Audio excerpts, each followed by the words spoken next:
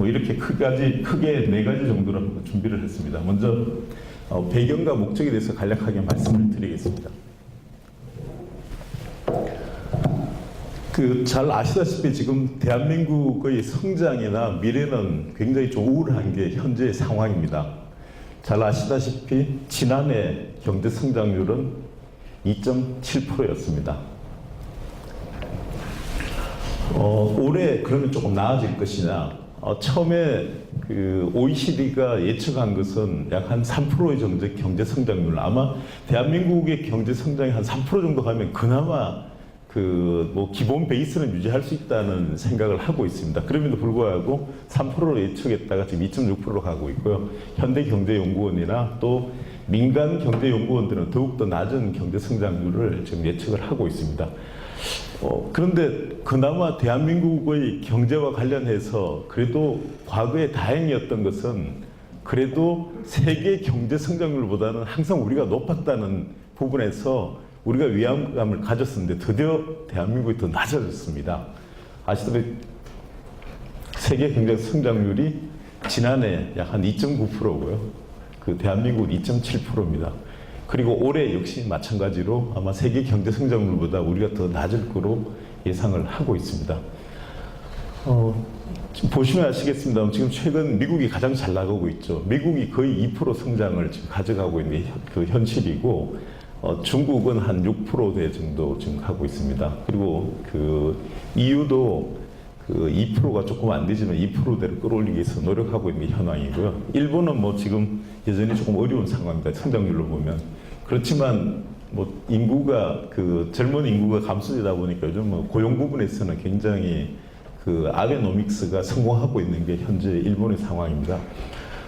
그래서 OECD가 전체 진단한 것을 보면 어떻게 해서 좀 3%까지 끌어올릴 것이냐, 아마 내년 정도 3%로 가지 않을까 하는 생각을 하고 있습니다만은, 그럼에도 불구하고 지금 글로벌 경제 현황에 따라서 대한민국의 경제 성장은 굉장히 요동칠 거라는 얘기를 하고 있습니다. 잘 아시다시피 지금 대한민국은 내수가 없고 수출로 먹고 사는 국가입니다. 그러다 보니까 우리 스스로 할 수 있는 게 생각보다 없습니다. 지금 다행히 미국의 경제가 좀 좋아져가지고 조금 나아질 거라고 판단을 하고 있습니다만은, 아시다시피 트럼프 행정부가 들어오면서 또 다른 고립주의, 또 미국 중심 정책을 펼쳐감에 따라서 또 다른 어려움을 좀 겪지 않을까 지금 생각이 됩니다.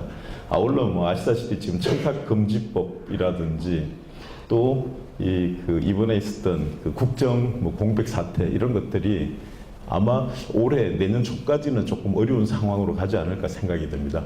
그럼 경제 상황이 어렵다고 해서 과학기술 쪽도 어렵겠느냐, 이렇게 생각하실 수 있습니다만은, 분명히 R&D 증가율은 특히 공공부문의 R&D 증가율은 굉장히 지금 낮게 나올 겁니다. 거의 현상 유지 정도 갈 거라 생각이 들고요. 또 지난해 민간 부분의 R&D 투자도 굉장히 예전의 흐름으로 보면 많이 낮아졌습니다. 거의 아마 거의 5% 미만으로 증가된 쪽으로 나타나고 있습니다. 이런 지금 조금 어려운 상황에서 지금 앞으로 더 걱정이 많습니다. 그간에 그나마 전자와 자동차, 조선이 대한민국을 먹여 살려왔었습니다. 그런데 이 부분도 이제 점점 경쟁력을 잃어가고 있습니다. 이건 산업기술 측면에서 지금 이 한국 경제가 미래창조과학부 자료를 가지고 본 부분인데, 점점 연수 차이가 줄어들고 있는 게 현재 상황이고요. 또한 전자기업의 영업이익 추이도 보면 점점 일본은 나아지는 반면에 대한민국은 실제로 조금 지금 나빠지는, 유일하게 삼성이 조금 나아지는 부분이 있습니다만, 이렇게 해서 일본이 지금 다시 전자 부분을 치고 올라오는 현상을 알 수가 있습니다. 지금 중국의 제일 큰 고민은 지금 바로 반도체입니다. 반도체를 어떻게 가질까가 아마 이번에 도시바 쪽 관련해서 아마 적극적으로 지금 들어올 것 같은데, 타 부분은 거의 지금 중국이 점령을 하고 키워나가고 있습니다만, 아직 반도체 기업만은 나타난 게 없습니다. 그게 지금 현재 상황이고, 앞으로 우리가 이걸 어떻게 적절한 전략을 가지고 끌고 갈 것이냐가 우리의 숙제라고 말씀을 드리고요. 1인당 부가가치 관련해서는 대한민국이 그래도 제조업은 굉장히 좋습니다. 아마 세계 뭐 미국 다음으로 굉장히 좋은데 많은 고용을 창출하고 있는 이 서비스업 쪽에서 그 생산성이 굉장히 낮은 게 대한민국 현실입니다. 이것도 지금 앞으로 고민을 많이 해봐야 될 부분이 아닐까 지금 그런 생각이 갖고요. 이런 상황에서 앞으로 해양과학기술 분야는 어떻게 가야 될 것이냐 한번 이런 고민을 해봐야 되지 않을까 생각이 듭니다. 현재 상황을 위기와 기회라 그러면 몇 가지 위기는 뭐고 기회는 뭔지 한번 제가 이번 기회에 한번 정리를 해봤습니다. 첫 번째는 낮은 잠재 성장률입니다. 점차 우리가 지금 기술 수용 경쟁력도 지금 낮아지고 있고요. 또 잠재 성장률도 지금 점차 2030년 정도 가면 잠재 성장률이 2% 정도로 하락할 것으로 예상을 하고 있습니다. 그리고 이건 물론 뭐 지금까지 추이를 중심으로 했다고 하는 게 이걸 좀 끌어올리는 즉 그 총요소 생산성, 그 토탈 팩트 프로덕티비티, 이 R&D와 또 여러 가지 그 이 학습 효과 뭐 이런 걸 통해서 좀 끌어올려야만 잠재 성장률을 좀 어느 정도 한 3%로 가져가지 않을까 생각이 들고요. 또 지금 현재 아시다시피 실업률이 굉장히 높습니다. 특히 청년 실업률이 지금 10%를 넘어가고 있기 때문에 거의 지금 10명 중 뭐 거의 한 2명, 한 1.5명 정도가 지금 그 일을 하고 싶어도 하지 못하는 게 현재의 상황이고요. 그리고 지금 미국이 지금 금리를 올리고 있습니다. 아마 올해 뭐 3차례 올릴지 2차례 올릴지 지금 그 얼마 전에 바로 올렸죠. 그러면 이 미국의 그 금리 인상은 바로 또 대한민국의 금리 인상으로 연결이 돼서 지금 1,300조 정도의 가계부채가 또 엄청난 그 폭탄으로 지금 다가오는 상황이 되어버렸습니다. 아울러 저는 지금 실제로 우리 사회가 있을 때 가장 큰 위기는 바로 이거라고 생각됩니다. 심각한 사회 갈등과 지금 불신이 있다는 부분입니다. 지금 뭐 모든 정치적 문제, 사회적 문제, 엄청난 지금 갈등의 국가가 지금 대한민국이고요. 그러다 보니까 그 사회적 통합이 굉장히 어려운 구조가 되어 있습니다. 여기다가 지금 SNS가 지금 또 개입되다 보니까 더욱더 갈등의 요소가 큰 국가가 되어버렸습니다. 과연 이걸 어떻게 앞으로 해결해야 될 것이냐. 거의 사회 기반을 무너뜨릴 만큼 지금 위험하다는 게 이 관련 학자들의 연구 결과들입니다. 그리고 뭐 아시다시피 김정일의 북한 위협과 또 그 미국, 그 중국, 일본 다 지금 개성 있는 리더들이 국위 위주의 정책을 펼쳐가고 있습니다. 과연 이쪽에서 우리가 어떻게 헤쳐나가야 될 것이냐 이런 어려운 지금 위기 상황을 겪고 있고 기회로 보면 4차 산업혁명이 또 우리에게는 위기일 수도 있습니다만 저는 하나의 또 기회라고 생각이 듭니다. 바로 대한민국이 가진 건 결국 인력과 기술밖에 없기 때문에 4차 산업혁명이라는 새로운 변화에 우리가 잘 대처하느냐 여부에 따라서 대한민국의 미래는 달라질 거라 생각됩니다. 뭐 그렇지만 지금 이런 데이터를 보면 굉장히 좀 어렵죠. 대한민국이 4차 산업 대형 국가 뭐 한 5개 요소를 가지고 보면 세계 25위로 나타나고 있습니다. 그렇지만 저는 개인적으로는 4차 산업혁명이 바로 대한민국에 또 다른 기회를 줄 거라고 저는 나름대로 생각을 하고 있습니다. 그리고 ICT 중심의 제조업 강국이라는 대한민국의 하나의 또 기회를 가지고 있고요. 최근에 둔화되기 시작했습니다만은 여전히 2015년에 국가 전체 R&D가 GDP 대비 4.23%로서 세계 1위입니다. 지금 연속적으로 지금 가고 있는 부분. 그나마 이런 그 R&D 투자가 지속적인 혁신의 원천이나 또 혁신 기회를 마련할 수 있다고 저는 생각이 듭니다. 아마 해양과학기술을 원 경우도 좀 이런 부분에서 아마 앞으로 많은 역할을 좀 해주셔야 되지 않을까 생각이 들고요. 그리고 상대적으로 좀 그 수준이 높은 인력을 가졌다는 게 대한민국의 또 하나의 그 장점이 아닐까 생각이 듭니다. 그리고 뭐 이 정치적 불확실성이 좀 해소됐습니다. 아마 이 부분은 최근에 주식시장을 보면 잘 아실 겁니다. 지금 실제로 이 탄핵이 이루어지고 심지어 그 기업의 재벌 총수가 구속되면 과거의 상식은 주가가 떨어지는 게 상식이었습니다. 그런데 최근에 아마 주가 현상을 보시면 올라가고 있습니다. 그건 뭘 얘기하냐. 이제부터 다 모든 불확실성이 해소됐고 이제는 그 일정한 방향으로 나갈 수 있겠구나 하는 걸 그 주식시장이 판단을 하고 있는 현상들입니다. 이걸 보시면 좋을 것 같고요.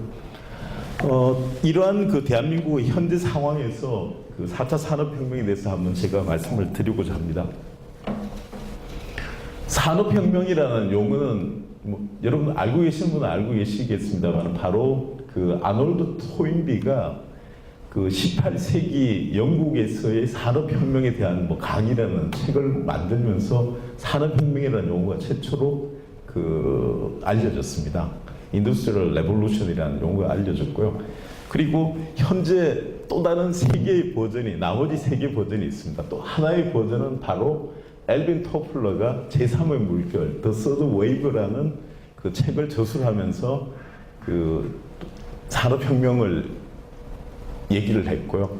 또 최근에 잘 아시다시피 한국에도 왔었죠. 지난 2015년에 왔었죠.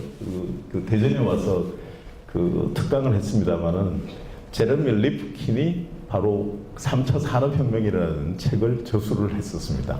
그리고 바로 지난해 그 WEF 그 다보스 포럼의 회장인 그 클라우스 슈밥이 제4차 산업혁명을 얘기를 했습니다. 그래서 그 최초의 산업혁명을 얘기한 아놀드 토인비 이후에 세 개의 버전이 현재 존재를 하고 있습니다. 이 차이를 간략하게 좀 말씀을 드리면, 그 먼저 얘기한 이 그 엘빈 토플러 같은 경우는 실제로 현재까지가 그 제3의 물결입니다. 제1의 물결은 농업혁명이 중심이었던 시대, 제2의 물결은 산업혁명 중심 시대, 제3의 물결은 바로 정보화 시대를 얘기를 하고 있습니다. 어떤 면에서는 지금 그 제4차 산업혁명을 제2의 정보화 시대라고 해석을 하기도 합니다.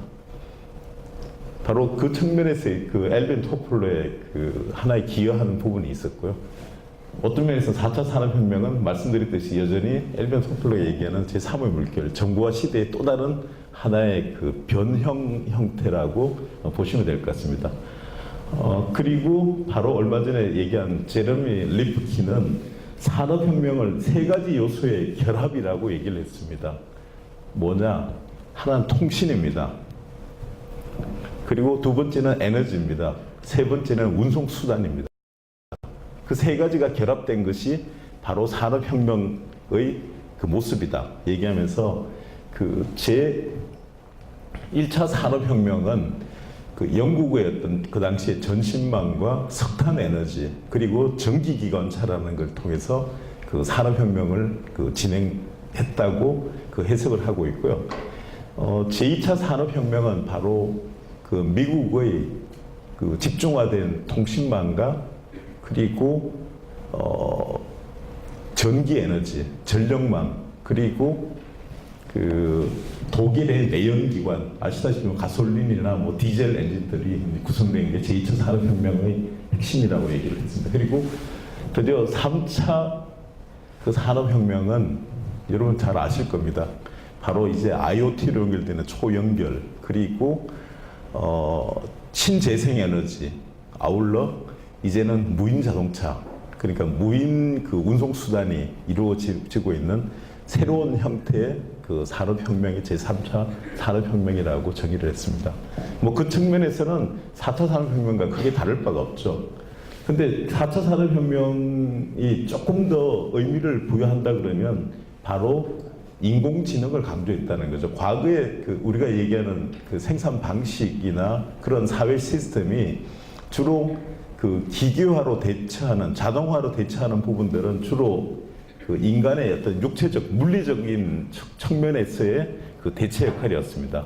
그런데 그 4차 산업혁명은 바로 인간의 지능까지도 이제 대체할 수 있다. 그렇게 해서 AI라는 부분들을 많이 강조를 하고 있습니다.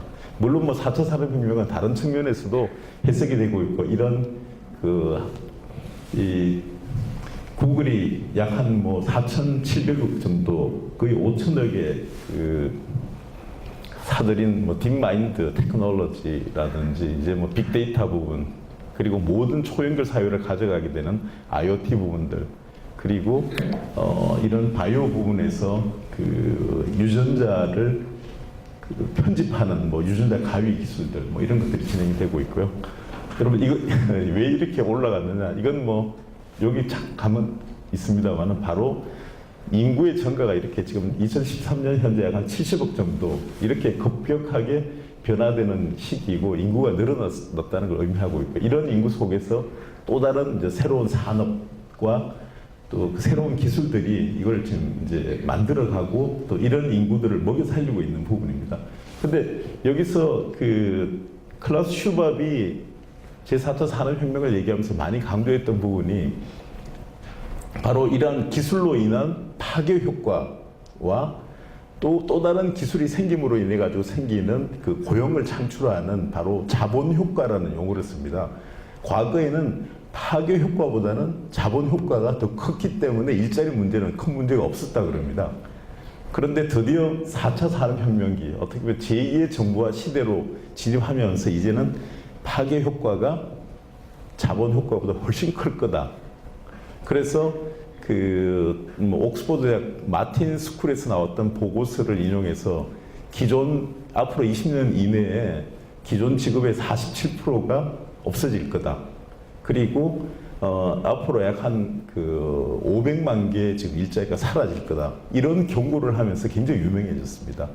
바로 새로운 기술의 도입만이 아니고 바로 이제 일자리 문제 그리고 사회 경제적 문제를 심각하게 여기서 제시했다는 부분에서 우리가 많은 부분을 이제 이 4차 산업혁명에 대해서 고민하고 준비해야 된다는 상황으로 좀 가져가고 있는 현실입니다. 바로 슈밥이 얘기한 4차 산업혁명이라는 게 바로 이런 겁니다.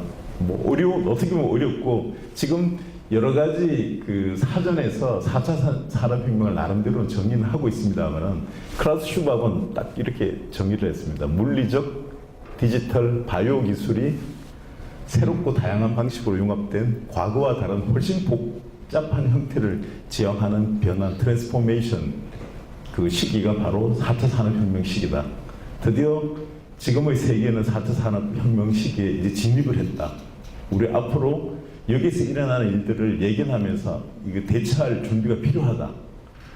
어떤 면에서는 굉장히 장사꾼이죠. 아시다시피 이 월드 이코노믹 포럼이라는 게 그 세계의 핫 이슈를 가지고 결국은 이 세계 흐름들을 짚어가면서 또 사업을 하는 굉장히 좀 뛰어난 사업가 수완이 있습니다.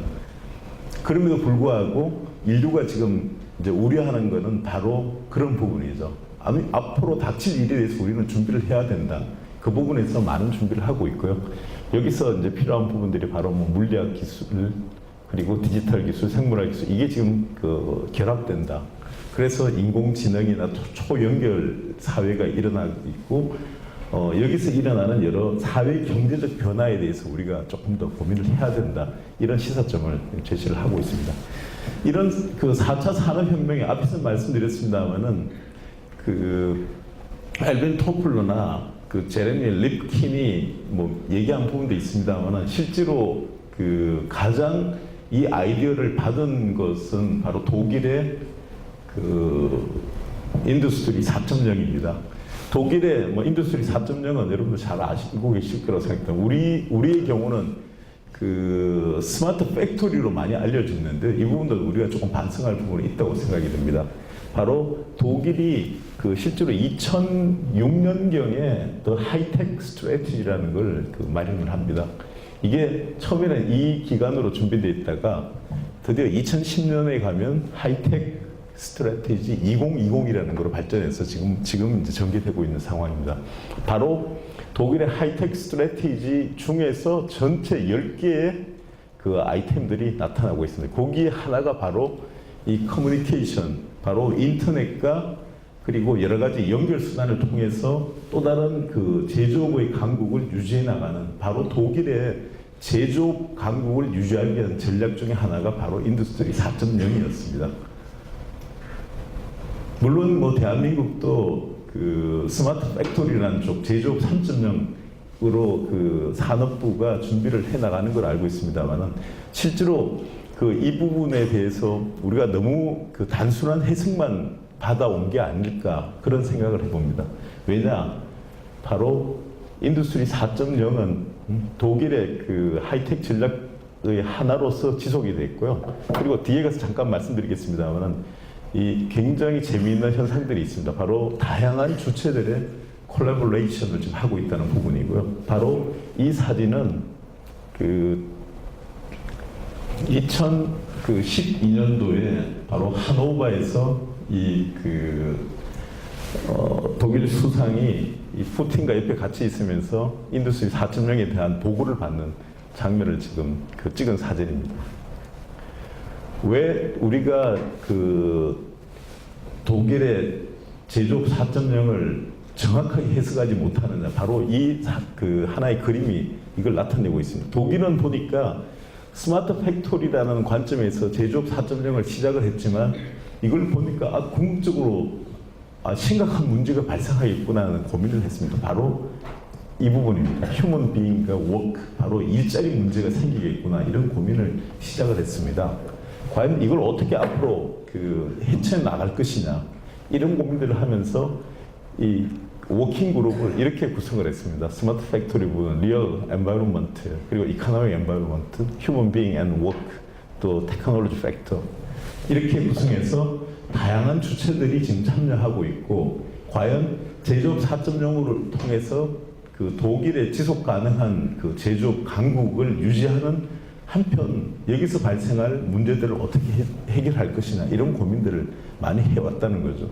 지금 우리의 경우 부족한 부분이 좀 이런 부분들이 있습니다. 지금 대한민국 정부가 최근 와서 점점 더 조금 독선주의적으로 가는, 제가 아주 비판적으로 얘기를 조금 드리고 있습니다만은, 조금 더 다양한 주체의 의사결정을 맡기는 게 앞으로 좀 더 필요하지 않을까, 이런 생각을 해보고요. 이러한 관점에서 시작된 인더스트리 4.0이 이제 4차 산업혁명으로 발전을 하게 되는 겁니다. 앞에서 말씀드렸듯이 바로 2차 정보혁명 시대라고 할 수가 있고, 결국은 지능과 정보가 결합돼서 새로운 생산 방식과 사회 경제적 변화를 가져오는 것이 바로 4차 산업혁명이다, 이렇게 해석을 할 수가 있고, 이러한 4차 산업혁명은 클라우스 슈밥이 얘기를 할 때 이 세 가지 속성을 얘기를 하고 있습니다. 이건 거의 하나로 관철될 수 있는 거예요. 과거하고 다르다는 거죠. 엄청나게 속도도 엄청나게 빠르게 진행이 되고 있다. 빨리 대처해야 된다. 그리고 범위도 이제는 전 산업 분야, 심지어 사회 경제적 분야까지 영향을 미치고 있다. 그리고 시스템에도 전반적인 큰 변화가 예상이 된다. 이런 얘기를 하고 있고요. 기술의 변화는 여러분 보시면 아시겠지만 지금 가장 대표적인 게 DNA 임기 서열 분석 같은 게 2000년에 약 한 27억 달러 정도 됐던 부분이 바로 2014년에 1000달러로 바뀌었습니다. 이러한 변화에 빨리 대처하지 않으면 이제는 국가든 기업이든 개인 주체든 살아남을 수가 없습니다. 이 변화를 어떻게 대처해 나가야 될 것이냐. 이렇게 보면 이제 다양한 부분에서 가치를 지금 지향하는, 역량들 지향하는 부분들이 나타나고 있는데요. 점점 이제 인공지능의 이 역량이, 누적되는 역량이 커져갈 거다. 이런 예측을 하고 있고, 요건 정보와 관련된 여러 가지 변화들을 나타낸 부분입니다. 이러한 4차 산업혁명이 기존의 여러 혁명과 좀 다른 거는 물론 이제 과학기술이 이런 산업혁명에 미친 영향이 컸지만 그전에는 그래도 사회 경제적 수요들이 많은 역할을 했었습니다. 근데 4차 산업혁명은 무엇보다도 바로 기술적 변화가 굉장히 중요한 요인으로 작용하고 있다는 부분입니다. 그 부분에서 굉장히 좀 의미가 있고요. 이러한 모바일 인터넷이라는 클라우드, 빅데이터, 사물 인터넷, 인공지능들 이런 부분들이 메인이 되고 이 사회 경제학적인 측면에서 변화가 좀 같이 일어나고 있다는 얘기를 하고 있습니다. 그리고 무엇보다도 지금 4차 산업혁명 시대는 바로 초연결 사회가 될 거라고 예측하고 있습니다. 지금 약 한 2020년 정도 되면 500억 개 정도의 이런 인터넷과 연결된 사물들이 가능할 거다. 지금 우리가 인구가 한 70억이라 생각하면 500억이면 엄청나게 많은 이제 모든 사물과 앞으로의 이 연결된 사회가 가능할 거다. 그러면 그런 걸 통해서 다양한 데이터가 누적이 되고, 그러면 그 빅데이터를 통해서 우리가 새로운 변화들을 또 읽어낼 수가 있고 예측을 할 수 있을 거다. 이런 얘기들을 많이 하고 있고요. 심지어 앞으로 미래에 가면 뭐 맨전이 그럴지 모르겠습니다만은 뭐 A4 종이 한 장에도 IoT 센서가 붙어가지고 이걸 앞으로 어떻게 재사용해야 될 것이냐, 어떻게 버려야 될 것이냐, 뭐 이런 게 가능한 세상이 될 거다. 그리고 그런 기술도 지금 현재 개발이 되고 있습니다. 그 정도의 어떤 세상 변화가 일어나고 있고요. 이건 뭐 인더스트리 4.0과 관련된 기술입니다만은 굉장히 저는 최근에 필요한 기술을 잘 나타내고 있다고 지금 판단했기 때문에 이 그림을 가져왔습니다. 바로 뭐 이런 자동 로봇부터 시작해 시스템 인테그레이션, 뭐 IoT, 시뮬레이션, 빅데이터, 사이버 시큐리티, 또 이런 정강 현실 이런 것들이 지금 적용되니까 이 그림은 그냥 한번 보시면서 이런 기술이 앞으로 해양에 어떻게 적용해야 될 것이냐 한번 고민해 보셨으면 좋겠습니다. 그래서 4차 산업혁명 실체를 제 나름대로 정리를 하면 바로 지능형 생산 방식을 가리킵니다. 그런데 여기에 특징이 바로 이 세 가지라고 말씀드릴 수가 있습니다. 바로 초연결성을 가지고요. 초지능화가 될 거다. 그리고 무엇보다도 노동에서 일자리에서 시작해가지고 이제 교육, 지배구조를 변화시키는 사회문화혁명으로 지금 바뀌어갈 거다. 이런 의미를 지금 우리가 해석하고 또 여기에 대한 좀 준비가 필요하지 않을까 생각이 됩니다. 이와 관련해서 지금 나타나는 부분들이 인공지능과 빅데이터 시대에서 여러 가지 미래 산업을 새롭게 선도하고 있고 또 직업의 판도의 변화라든지 또 모바일화가 있을 거고 접근성의 편리성 그리고 직업과 교육 등에서 획기적인 변화가 필요하고 저는 여기서 지금 나오는 휴먼 클라우드 고용 방식이라는 용어가 있습니다. 그건 뭐냐 그러면 여러분 우버라든지 에어앤비 같은 경우에 보면 이제 내가 일종의 프리랜서가 되는 거죠. 이제 앞으로 일자리는 내가 프리랜서로서 인터넷과 연결된 컴퓨터에 있으면서 A라는 회사로부터 이걸 해달라는 얘기를 몇 시까지 해달라면 이거 해주고 B라는 회사 연결하고 미국인 어떤 회사, 영국인 어떤 회사 이런 시대의 고용 형태를 휴먼 클라우드 방식이라고 합니다. 바로 이러한 고용 방식이 가능할 거라는 얘기를 하고 있습니다. 아마 연구자들도 앞으로 이렇게 될 줄 모르겠습니다. 연구실에 물론 있지만 연구소에서 주는 급여는 거기서 일하는 몇 프로고 나머지는 세계의 많은 곳에서 필요한 것들을 나의 역량을 발휘할 수 있는 형태로 갈 거다는 얘기를 하고 있고요. 그리고 무엇보다도 지금 이 4차 산업혁명 시대가 가져오는 초연결 사회가 가져오는 또 다른 변화는 바로 새로운 지배구조 사회가 가능할 거라고 얘기하고 있습니다. 최근에 나타난 현상을 보면 1인 언론이 가능합니다. 바로 이와 같이 이제는 대의민주주의가 아니고 새로운 직접 참여주의 민주주의 사회가 가능할 거라는 식으로 예측을 하고 있습니다. 이게 바로 SNS와 각종 이 통신 수단의 발전 그리고 이 초연결 사회가 갖는 새로운 의미로 보고 있습니다. 지금 이런 현상들은 대한민국에서 많이 나타나고 있습니다. 그래서 지금 몇 가지 4차 산업혁명과 관련해서 나타나는 또 다른 이제 특징들의 변화를 보면 이제 이 새로운 비즈니스 모델을 만들기 시작했다는 걸 좀 말씀을 드리고자 합니다. 바로 이 커넥티드 카 같은 경우는 밸류 네트워크를 통해서 각 분야에서 어떠한 기술들이 필요하고 이 기술들이 어떤 역할을 할 것인지 이런 밸류 네트워크 분석을 시작을 하고 있습니다. 아마 선박 같은 경우도 지금 이런 부분이 충분히 가능할 거라고 보고요. 한번 이런 밸류 네트워크를 앞으로 각 기술 분야 아니면 제품 분야에서 우리가 구현해야 될 것이냐 이런 고민들을 한번 필요하다고 생각이 들고요.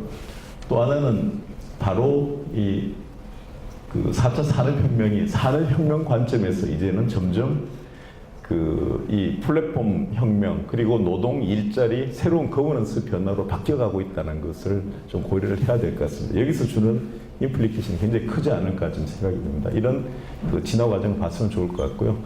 이건 말씀드렸듯이 고용과 직업이 향후 20년 내에 현재 직업의 47%가 소멸될 거라고 하는 옥스퍼드 마틴 스쿨 보고서를 많이 인용을 하고 있습니다. 근데 재미있는 건 그 제레미 리프킨이 3차 산업혁명에서 얘기할 때 또 그 노동의 종말이라는 책을 쓰면서 했던 얘기들이 그 당분간은 오히려 이러한 그 새로운 변화를 가져올 수 있는 많은 일자리가 창출될 거다. 큰 걱정은 없다. 당분간은. 아마 여기 계시는 분은 그 굉장히 운이 좋으면 그 시대에 앞으로 그래도 일자리가 새로 많이 생기는, 특히 그 리프킨이 얘기하는 건 뭐 IoT가 커져가면서 초연결 사회로 가면서 그와 관련된 직업군이 많이 생길 거고, 또 그 녹색 전력이라는 얘기를 씁니다. 신재생 에너지를 만들어가는 과정에서 많은 직업군이 좀 생길 거다. 그런 얘기를 하면서 당분간은 그래도 좀 직업 문제는 크게 그 문제가 없을 거다. 이런 예측을 하고 있습니다. 그래서 지금 그 제레미 리프킨이 주장하는 부분하고 그 WEF에서 얘기하고 있는 이 직업 문제, 이 두 가지가 앞으로 어떻게 그 작동될 것인지, 어떤 변화가 있을 것인지를 관찰하는 게 아주 재미있는 현상이 아닐까 생각이 들고요. 이건 뭐 노동 일자리, 독일이 드디어 그 말씀드렸듯이 인더스트리 4.0에서 이제는 일자리 4.0으로 지금 또 한 단계 더 나가고 있습니다. 아까 말씀드렸듯이 그 휴먼 비잉 문제하고 워크 부분들을 같이 하다 보니까 이렇게 됐고, 이와 관련해서 다양한 그 측면에서의 그 공동 플랫폼을 그 구축해서 진행을 하고 있다. 이런 고민들이 우리 사회도 굉장히 필요하지 않을까 하는 걸 말씀을 드리고요. 그리고 이런 걸 설계한 데서 그 새로운 거버넌스를 그 도입을 하고 있습니다. 바로 전문가 대화가 있는 반면에 또 하나는 공공 대화, 소셜 미디어라든지 시민 설문, 필름 페스티벌 이런 걸 통해서 그 의사결정 구조를 새롭게 가져가고 있습니다. 저는 이 부분이 주는 의미가 굉장히 크다고 봅니다. 과연 이게 앞으로의 그 새로운 일자리나 고용 부분들, 그리고 사회 경제적 그 지배 구조의 변화를 가져오는 것이 아닐까. 그리고 새로운 그 민주주의 사회, 뭐 참여형 민주주의 사회의 또 다른 그 하나의 그 선구적인 모양이 아닐까 좀 생각이 들고요. 그리고 직업교육 플랫폼을 구성을 하고 있습니다. 아마 뭐 이렇게 다양한 부분을 지금 고려하면서 그 많은 주체들이 참여해서 직업교육 플랫폼을 구성하고 있는 부분들을 보면, 저는 해양과기원이 학교와 기능을 아마 좀 결합하는 과정에서는 앞으로 좀 이런 부분들에 대한 고민들을 같이 좀 가져가야 되지 않을까 말씀을 드리고 싶고요. 이와 관련해가지고 그 몇 가지 시사점을 찾아보면 이렇습니다. 독일이 뭐 인터넷 베이스 서비스 그 연결하기 위한 그 하이텍 스트래티지를 가지고 갔지만, 그 순수한 그 스마트 팩토리 개념만이 아니고 경제도 보고 생태계도 보고 사회도 보고, 그리고 사회적인 일종의 좀 그 이 수용성까지 고려하는 이러한 그 나름대로의 좀 그 지혜를 나타냈다. 여기서 많은 부분 우리도 좀 그 받아들일 게 많다는 생각이 듭니다. 즉 기술적 요소들이 환경 문제, 그리고 휴먼 비잉 문제, 워크 문제, 그리고 잡 교육 문제, 소셜 시스템 문제, 새로운 거버넌스하고 또 여러 가지 제도화 부분까지도 지금 끌고 가고 있다는 부분에서는 그 앞으로 그 우리도 많은 부분에서 이 그 후자에 대한 좀 고민이 많이 필요하다고 생각이 들고요. 아울러 그 나름대로 지금 4차 산업혁명을 해석을 해보면, 이제는 초연결성과 관련돼서 그 새로운 인터페이스가 굉장히 중시된다는 생각이 듭니다. 그래서 그 조금 더 개방적인 관점에서 이 인터페이스를 강조하는 조직과 조직 문화, 그리고 그러한 앞으로 그 자세가 필요하다는 생각이 들고요. 아울러 신기술과 관련되는 밸류 체인이나 밸류 네트워크, 뭐 생태계를 좀 준비해야 되겠다는 생각을 해봤습니다. 아울러 모든 그 거버넌스 변화와 관련해가지고 이제는 굉장히 중요한 수평적 의사결정 구조가 굉장히 중요하다. 그리고 리더십의 변화도 앞으로 따라야 된다는 얘기를 하고 있습니다. 특히 그 클라우스 슈밥이 많이 얘기하는 건 바로 인파워먼트 굉장히 중요하다. 많은 부분 위임하라. 위임해서 의사결정을 하도록 하라. 그리고 새로운 리더십과 관련해서는 뭐 컨텍스트 인텔리전스라든지 상황 맥락에 대한 지능, 그리고 이모셔널 지능이 굉장히 중요하다. 그리고 스피리추얼 뭐 인텔리전스라 그래가지고 영감 지능, 그리고 피지컬 인텔리전스 그래가지고 이런 네 가지 지능이 좀 결합된 형태, 이게 우선순위로 나타내더라고요. 이런 상황 맥락이 가장 중요하고, 그러니까 빨리 대처하는 능력이 필요하다. 그리고 정서적인 부분들도 많이 좀 그 발휘해야 된다. 그리고 영감, 순간적으로 떠오르는 노력들, 뭐 그리고 신체도 건강해야 된다. 뭐 이런 측면에서의 그 네 가지 진영을 통한 리더십 변화가 앞으로 좀 필요하다 얘기를 하고 있고, 아울러 이제 많은 부분 그 제조업 부분의 문제만이 아니고 그리고 기술의 문제만이 아니고 이제는 새로운 참여, 뭐 교육, 고용, 연구가 필요한 새로운 거버넌스가 필요하다는 부분에서 하나의 시사점을 찾을 수가 있습니다. 이건 뭐 앞에서 말씀드렸듯이 우리가 그 5가지 기준에서 4차 산업을 준비하기 위한 대한민국의 순위는 거의 뭐 중국과 유사한 수준에 와 있습니다. 좀 그러다 보니까 지금은 현재 굉장히 뒤졌다고 봅니다만 또 대한민국의 강점이 또 굉장히 빨리 할 수 있다는 강점이 아닐까 생각이 듭니다. 자, 그러면 앞으로 해양과학기술의 과제는 어떻게 가져갈 것이냐 한번 고민을 해보고자 합니다. 제가 해양수산부를 찾아보니까 해양 르네상스를 추구하겠다 4차 산업혁명과 관련해서 이런 용어들을 발견했습니다. 이 관련해가 뭐 무브 4.0 관련된 부분이라서 뭐 AI 기반 수중 건설 로봇, 뭐 다기능 무인선, 그 다관절 해저 로봇, 그 크랩스트, 뭐 이런 용어들, 그리고 이 내비게이션, 그리고 빅데이터 민간 공동 플랫폼을 구축하겠다. 그리고 스마트 항만, 스마트 양시장을 가져가겠다. 그리고 여러 가지 해양 관련해가지고 VR과 AR 컨텐츠를 적극 활용하겠다. 그리고 과거의 성과를 보면 현대중공업이 뭐 그 스마트십을 개발했고 이제 IoT와 빅데이터를 활용한 스마트십 2.0 시대를 가져가겠다는 용어를 하고 있고요. 또 KT가 컨테이너 관제 시스템을 이제 개발해서 운영하겠다 이런 얘기를 지금 하고 있습니다. 물론 뭐 이걸 추구하기 위한 방식에 대해서는 뚜렷한 그 얘기가 없습니다만 뭐 아마 이면에는 어느 정도 있다고 생각이 됩니다만은 이런 해양수산부의 4차 산업혁명을 지금 제안하고 있는 모습에서 제가 느낀 부분은 바로 파편적, 폐쇄적 접근을 하고 너무 정부 주도의 사고방식을 가졌다는 판단을 했고요. 그래서 4차 산업에 대한 좀 제대로 된 이해가 필요하지 않을까 생각이 들고, 뭐 이런 쪽보다는 뭐 이런 걸 통한 새로운 밸류 네트워크에 대한 준비가 좀 필요하지 않을까 생각을 해봤었습니다. 그리고 새로운 인터페이스를 어떻게 할 것이냐, 좀 그런 데 대한 얘기가 없고요. 아울러 뭐 이걸 추구하기 위한 또 새로운 거버넌스에 대한 노력들은 좀 더 없지 않을까 생각해서 한번 새롭게 판을 짜는 게 필요하지 않을까 이런 판단을 해봤습니다.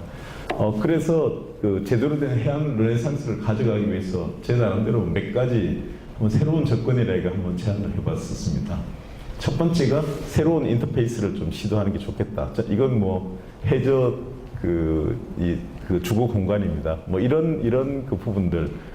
이 사진은 아마 뭐 아시는 분 잘 아실 겁니다. 아마 올해 CES에서 가장 인기 있었던 아이템이 바로 여기 있는 아마존의 알렉사였습니다. 알렉사가 일종의 인공지능이죠. 근데 아마존은 부스를 마련하지 않았거든요. 그럼에도 불구하고 아마존의 알렉사가 가장 히트 상품으로서 나타났는데, LG 같은 경우도 지금 이제 알렉사를 활용한 뭐 냉장고라든지 또 다양한 이제 알렉사를 활용한 제품들을 만들어내고 있습니다. 이게 새로운 저는 인터페이스라고 보고 있고요. 이런 노력들이 앞으로 해양 쪽에서도 다양하게 좀 이루어져야 되지 않을까 지금 생각이 듭니다. 그래서 조금 더 좀 개방된 형태, 그리고 다양한 정보와 관련된 좀 문화를 수용하는 그런 노력이 좀 필요하지 않을까 생각이 들고요. 그리고 두 번째는 해양과 관련된 주요한 아이템별로 이러한 밸류 네트워크를 한번 구축하는 아이디어들이 필요하다고 생각이 됩니다. 저는 뭐 이와 관련된 걸 하고 이걸 궁극적으로 하다 보면 결국은 어떤 것이 플랫폼이 될 수가 있고, 앞으로 이건 어떤 것들은 가져오면 되고 어떤 건 우리가 개발해야 될 것이나 이런 조금 더 기획에 도움이 되지 않을까 생각이 들고요. 그리고 무엇보다 좀 드리고 싶은 말씀은 국가해양기술혁신 시스템, 내셔널 머린 이노베이션 시스템을 한번 좀 설계하고 구축했으면 좋겠다고 생각이 듭니다. 이건 뭐 아마 대한민국에서 할 수 있는 건 바로 해양과기원밖에 없다고 봅니다. 해양과 관련해 가지고 어떠한 국가 시스템이 지금 존재하고 있고 그 시스템의 역할들은 어떻게 해야 될지, 그러면 바로 정부 역할은 뭐고 우리가 해야 될 역할은 뭐고 또 기업과의 관계는 어떻게 가져가야 될 것이 그런 그 그림이 가능하리라고 봅니다. 그래서 한번 이 고민을 한번 해 주셨으면 좋지 않을까 생각이 들고요. 뭐 여기에 관련돼서는 여러 가지 교육 훈련 시스템이 같이 포함되니까 전반적으로 한번 이 큰 그림을 그려가면서 4차 산업혁명을 대비하는 노력이 아울러 필요하지 않을까 생각이 들고요. 그리고 네 번째는 바로 그 수평적 의사결정 및 관련 거버넌스를 좀 구축했으면 좋겠다는 겁니다. 이 사진 잘 아시죠? 이 사진에 굉장히 유명세를 탄 게 바로 이 오바마를 아는 사람이면 아 저기 있군 하지만 과연 누가 의사결정의 핵심이었는지 아무도 아마 그 오바마를 모르는 사람이면 모를 겁니다. 이게 이런 그 분야에 정말 전문가가 주도하고 전문가가 아니라 그러면 전문가의 말을 오히려 수용해서 본인이 할 수 있는 의사결정을 내리면 된다고 생각됩니다. 그런 면에서 굉장히 저는 이 그림 하나가 수평적 의사결정이라는 중요한 하나의 임플리케이션을 주는 부분이 아닐까 생각이 들고요. 앞에서 말씀드렸듯이 조금 더 많은 다양한 참여, 새로운 어떤 거버넌스를 통해서 의사결정을 하고 또 그걸 또 집행해 나가는 노력이 필요하지 않을까 생각이 듭니다. 일본의 장점이 보면 기획하는 과정이 굉장히 시간이 많이 걸립니다. 많은 사전에 어떤 타협, 준비, 그러면 일사불란하게 집행이 가능한데 대한민국은 조금 아쉬운 게 기획은 10년짜리 하면 한 3개월, 5년짜리 하면 한 6개월 정도 해가지고 집행하는 과정이 자꾸 수정하고 아니면 좀 논란이 많은 부분이 있습니다만 조금 더 다양한 참여를 통한 준비 이런 것들이 필요하지 않을까 생각되고요. 마지막으로는 바로 이제 해양과 관련된 저는 여기서 무궁무진한 기회가 있다고 봅니다. 생산, 고용, 일자리 그리고 앞으로 어떤 교육 균형과 결합됐을 때 교육 패러다임 전환을 한번 새롭게 고민하는 것이 어떨까 좀 생각이 듭니다. 아마 해양과 관련되는 직업훈련 교육도 앞으로 굉장히 수요가 많을 거라고 보기 때문에 여기서 할 수 있는 최첨단적인 부분은 좀 대응했으면 좋겠다고 생각이 들고요.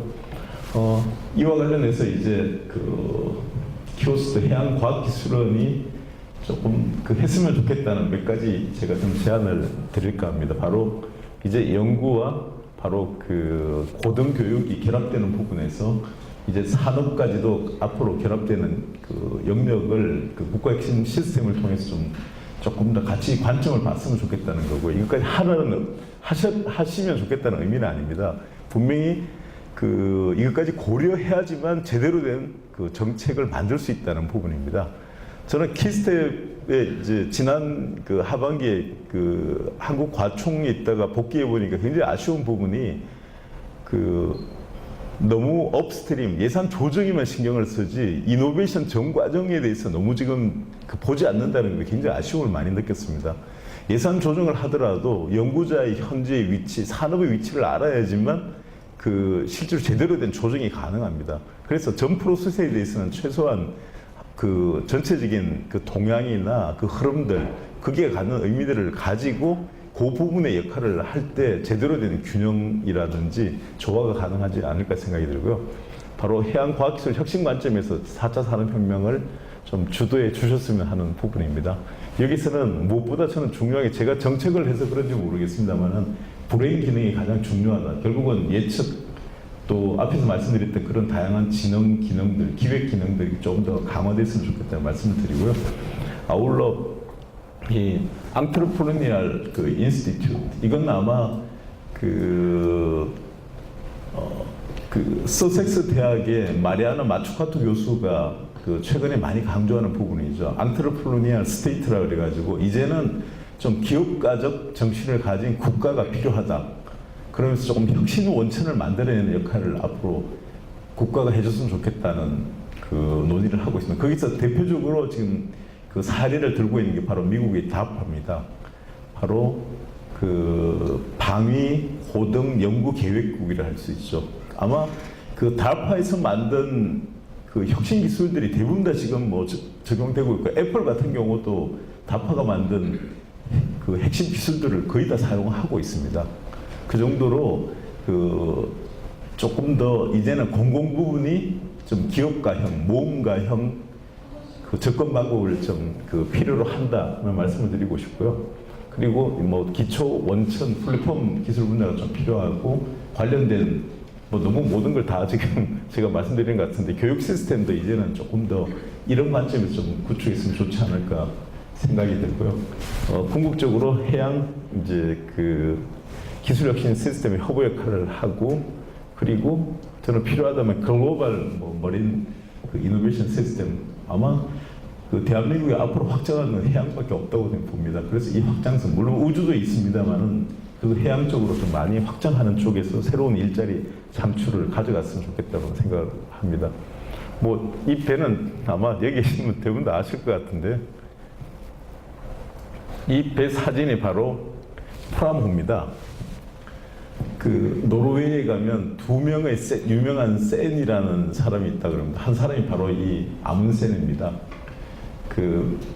아마 최초로 남극 탐사에 성공한 배고 아마 최초의